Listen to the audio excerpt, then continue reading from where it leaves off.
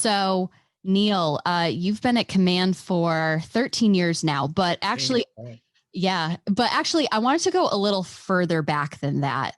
Can you tell me about your career as a whole? So, where you started out, what you studied in school, and how you got to Kaman as president and CEO?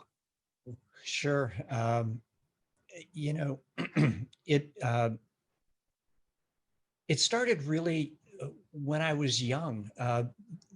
The path, because I was born in 1955. I grew up with the Gemini and Apollo space programs.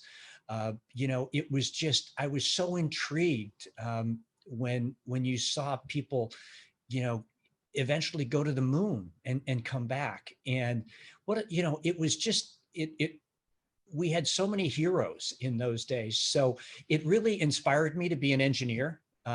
So I knew I was blessed early on. I knew I wanted to be an engineer.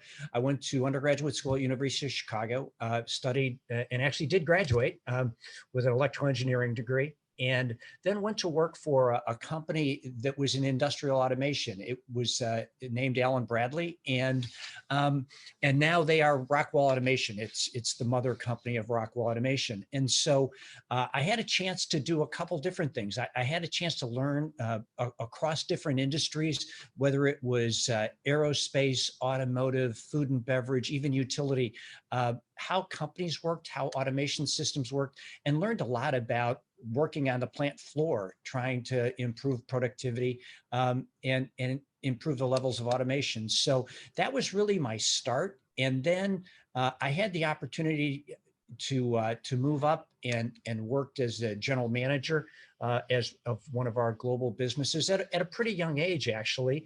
And it drove home to me that if I was going to reach my full potential, if I was going to do the best job running a business and helping everyone in that business reach their full potential, that I needed to learn more.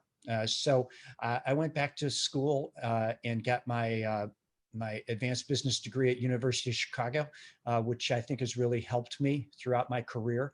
And I always loved aerospace. My dad and I used to lay in the grass at the end of the runway outside the fence at O'Hare at the days that they didn't chase you away, and watch the airplanes take off. So I had a chance to go to Rockwell Collins, famous now because it's become part of UTC and now part of Raytheon. But I worked in the Rockwell Collins business and was chief operating officer when we were spun off from Rockwell International. It was a great experience, a great company, and yet always wanted to do something a little bit more. So I went to London and was CEO of GKN Aerospace. Again, now a little bit of a local company with their acquisitions here in Connecticut, and worked there for a number of years and really enjoyed it. It was a great company, but wanted to come back to the States, came back to the States, actually worked for an industrial distribution firm in Orlando, Florida. And,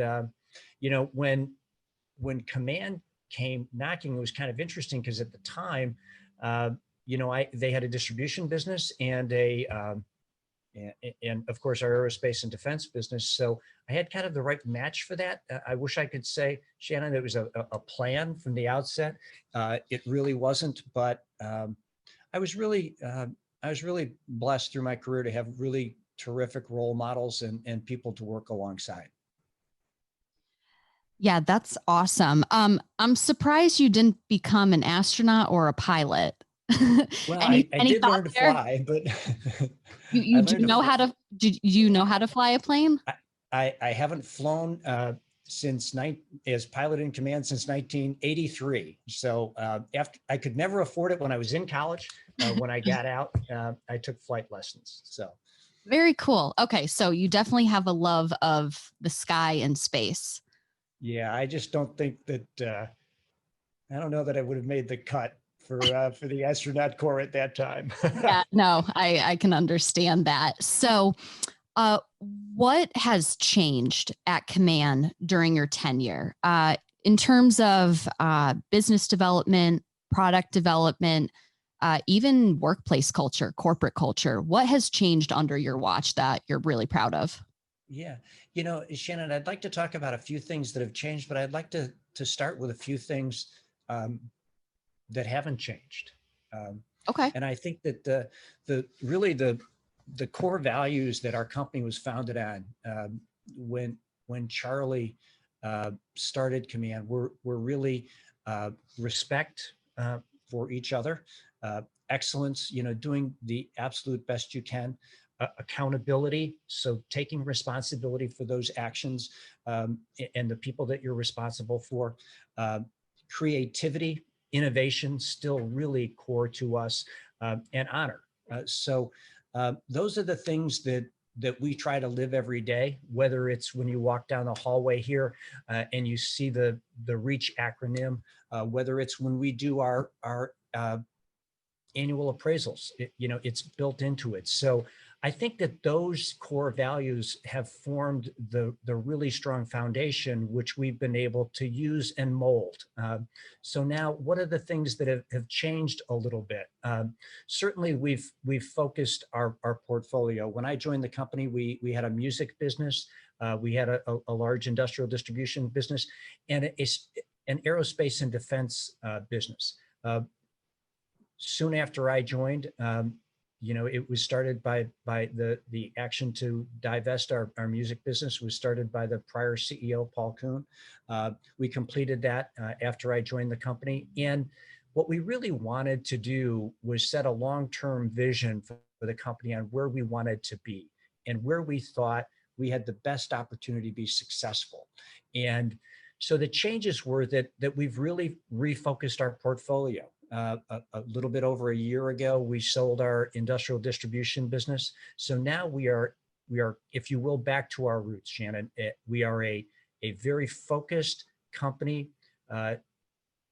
We have markets, we have diverse markets, whether it's aerospace, defense, increasingly medical, and also industrial. So we're really focused on engineered products. And so we've changed our focus both in products and markets quite significantly. I think that we've if we look at our culture, I think that those core values are important to us. We've taken on some additional very important initiatives for us. One being our WALK initiative. It's our Women Advocating Leadership at Kaman. So it's our women's group to help us attract, retain, and advance women in our workforce. We've started what we call our Rising Star program. It's a mentoring program that is people can self-nominate across the company, because we really do feel that having role models and mentors is critical to people reaching their full potential, and that's the only way a company can. We've established the Kaman Leadership Development Program. Jamie with me today, one of the graduates of that program, so that I think that we've done a lot to be able to both diversify our workforce and strengthen our workforce. Yeah, absolutely. That's all great. I have a million other questions for you, but I'll keep it short. Just to touch on the medical side, just because it's a very timely question, has anything changed about the medical device side of production, particularly during the pandemic, or has it stayed about the same? Were you involved at all in the pandemic medical equipment or responding to that in any way? Actually, we were not specifically with Kaman, because our production capability was not really well suited for that. But we actually did have a number of employees, and we helped them, of course, that would manufacture face guards and face shields, rather. So, it was a kind of a grassroots effort. So we were very proud of that and provided support both in terms of funding and equipment to be able to do that. But for the most part, it had a significantly negative impact, the pandemic, on both of our, a couple of our key markets, obviously commercial aerospace, but also many of the devices that we make end up in implantable devices, whether it's for pacemakers, pain management, neurostimulation, cochlear implants. And and there's really been a deferral of many elective procedures across the United States and in Europe, where most of those take place. So, it has been a negative impact on our business so far, but we do expect that that is beginning to return now, and we expect that it will be stronger in the first half of 2021. Yeah, certainly. Just wanted to ask about that. Yeah, it was we never thought, you'd diversify your business, and we never thought that we would have a covariance between commercial air transportation and medical. It's only a pandemic, I guess, that can cause that. Yeah, I guess so. It really extraordinary times. So I'm sure you've done a lot of reflecting this year in deciding your retirement and now enjoying it. So you have been officially retired since September 8th, so about a month or so, but you are staying on as the board of director chair until next year sometime. Right. So could you share with me a highlight of your career at Kaman and also one of the biggest challenges you had to overcome in the past 13 years? Yeah. The highlight, has really been working alongside the extraordinarily, talented and committed employees.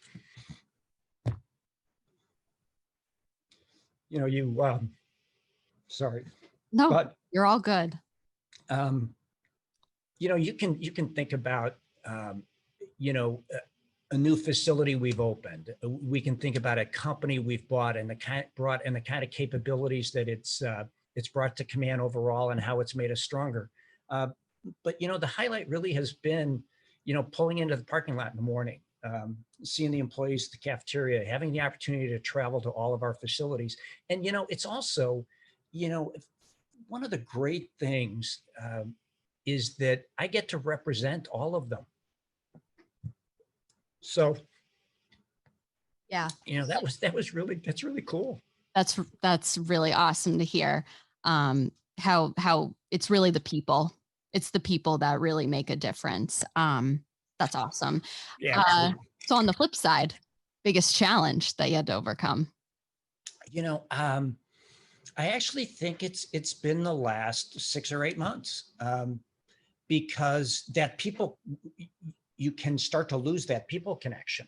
And it's not just across your company if you let it happen, but it's also with your suppliers who are critically important to us and with our customers. So that's really been the challenge, because when you have an issue, if it's with a customer, you're used to going and sitting down with the customer. If you have an issue in a plant, or a success in a plant, more importantly, you're used to going there and sitting down and recognizing the employees that have really driven that success. So I think the last 6 or 8 months have really been the most difficult for us, because of just the broad ranging impacts of pandemic. It's not just on our markets, but it's been on our people, the kinds of the hard work everybody put in to establish processes and other steps that could assure, to the best of our ability, that our people could come to work and be safe. And that we take safety really seriously, in our business, whether it's aerospace. One of the things I always ask, have your kids ever traveled on a commercial airliner? Have your grandchildren ever traveled on a commercial airliner? People say yes. And I say, well, okay, remember, we make sure that they can get back home safely because of what we do every day. If your son or daughter's in the military, we make sure they can fly their mission and come home to their family safely. Now that was kind of extended into our workplace in a more meaningful, in a different way than safety around a piece of equipment. So, I think this has been the hardest time. Yeah, that's when you put it that way, it's really interesting how workplace safety is always it's always probably at the top of your list as a priority as a business, but it was like the invisible safety that had to Exactly. Yeah. Has Kaman, what has Kaman implemented in terms of employee safety or, remote work. Obviously manufacturing, if you're not there, Yeah. you can't build the helicopter. So what has Kaman implemented in terms of ensuring employee safety and customer safety as well? Sure. One of the first steps we took, of course, was to be able to uh, facilitate all of our employees that could do their jobs remotely, to enable them to do it, so that they were able to be home with their families, and especially early on, not have any undue threats or risk around their personal safety or their family's safety.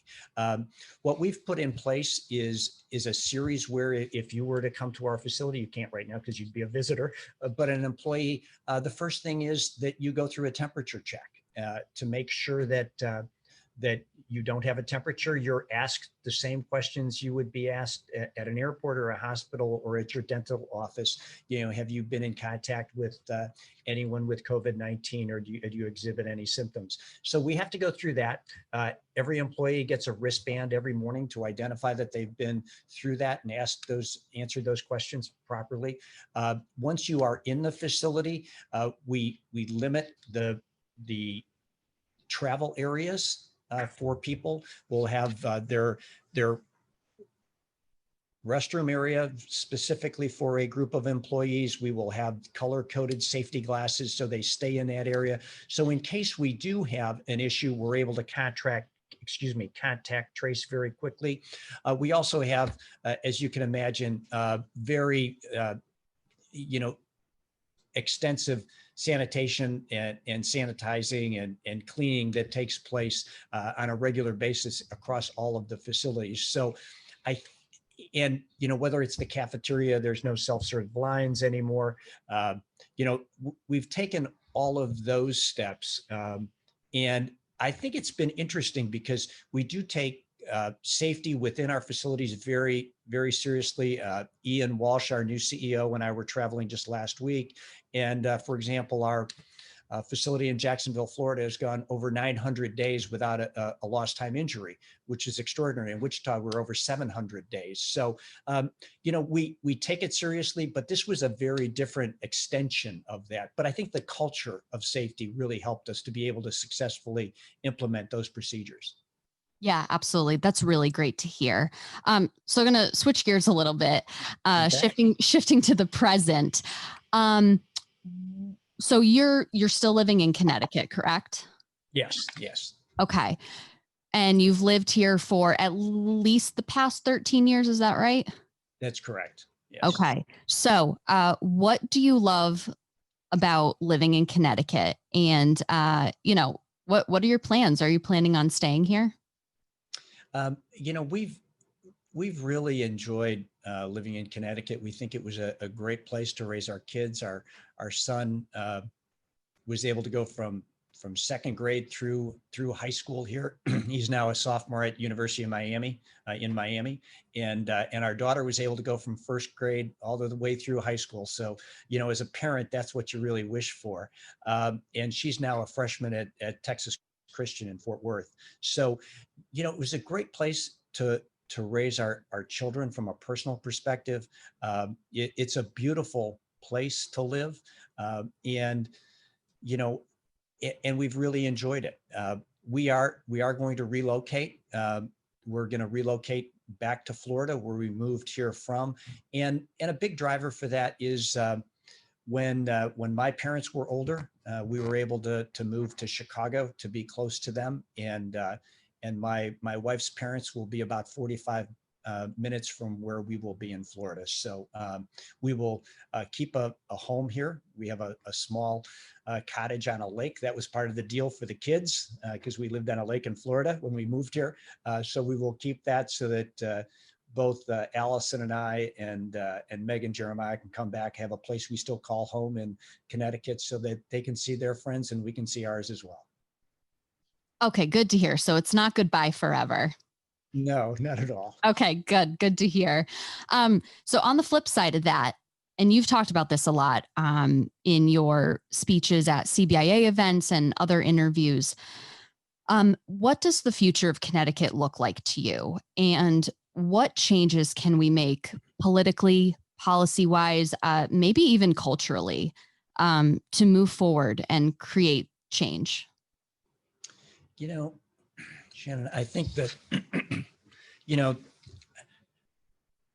the pandemic has posed a lot of challenges. We know that, and we experience it here every day across the state. So I think that looking forward, we do have a chance to reset and do some things differently. I think the greatest strength that we have a number of strengths here in Connecticut, and I go back to the workforce. I think that our workforce is second to none. I've commented before how everybody talks about Silicon Valley today, but 100 years ago, people were talking about the Connecticut Valley, and so we have so much just legacy, terrific manufacturing companies, insurance companies, health companies, and each of those companies provide jobs that are so critical to all of our citizens in the state. So I think that we have challenges ahead of us. Our fiscal situation continues to be dire. It is, we are blessed that we had a rainy day fund. We didn't think that it would be, that we'd have to build an ark, but we do have a rainy day fund to get us through the next couple of years. But I think it's going to be hard with commercial aerospace being down for probably 2.5 years. That will be difficult. The healthcare companies will be under pressure. The insurance companies will be under pressure. So I think that we have opportunities, but challenges. The opportunities continue to be to invest in our education system here and have a workforce that is second to none, because that will enable companies to grow here. I also do believe that we need to look at some policy changes that will make it easier for companies to invest for the long term here in Connecticut.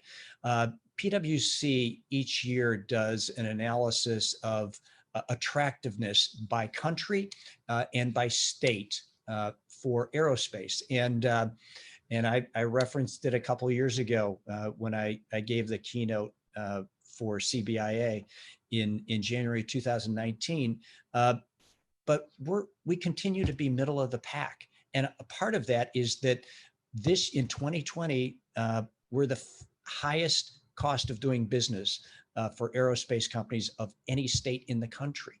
So, that includes Hawaii, where, you're like, that's really expensive. So, we're putting our workforce at a disadvantage through some of our tax policies and other regulatory policies. So I'd really like to see us take a step back, recognize that the very companies that create jobs for our citizens are not the enemy, that they are a mechanism for helping us improve the quality of life in the state. Yeah, I would absolutely agree with you that workforce and education continue to be critical, and attractiveness for manufacturing, aerospace in particular, is also really important for the future of Connecticut, certainly. So if you can indulge me in one last question, and you mentioned it a little bit before, while I have you, what advice would you give to young professionals today who want to make a difference and an impact in their organizations? I guess a better question would be, what advice would you give a young Neal Keating just starting out in his career? I think the most important thing you can do is make a commitment to work hard and to be prepared, and to engage with other people in helping you to be prepared and to helping them be prepared for what they do. It's interesting because I actually did think about this, and as I reflect back, everybody wants a magic bullet. Everybody wants that pill that they take that makes them run faster, do whatever. And it really comes down to your commitment to training. And it really comes down to your commitment to do the hard work, to be prepared, to learn, and to make sure that you embrace other people, that you learn from them, that you learn with them, that you identify role models. I've been so blessed with role models throughout my career. But my advice would be to really make sure that you recognize that it's going to take hard work. You want to have fun along the way, and I always have. But being willing to put the work in, being willing to identify those people that have some of those traits that you want to emulate, and then, I was asked once, what do you really strive to do, and I answered, to get it right every day, and that that's the advice I'd give a young me, or the advice I try to give my kids. Yeah, I really like that. It's not about being right. It's about getting it right. Yeah. I think you would agree with that. Yeah, that's great. Last question, I promise, but it just popped into my head. So what's next for you when you leave the board of directors? What's next? I'll tell you right now, in the short term, it's really working with Ian Walsh, our new CEO, to make sure that we can have a really strong transition. And he's a terrific leader, and I know he'll be great for our company. I actually want to get back to where I can actively compete in long distance triathlons, so that would be a plus. I got invited to go out and skydive with the Navy SEALs out in Coronado, so I'll go do that. And the other thing is that education is really important to Allison and I both. My parents were immigrants, and they thought that education was the way that you could be successful. And so we're going to we're very involved in education. We're supporters of Covenant Prep here in Hartford. Allison serves on the board of Miss Porter School. I'm on the board of Avon Old Farms, and I also serve on the board of Embry-Riddle Aeronautical University.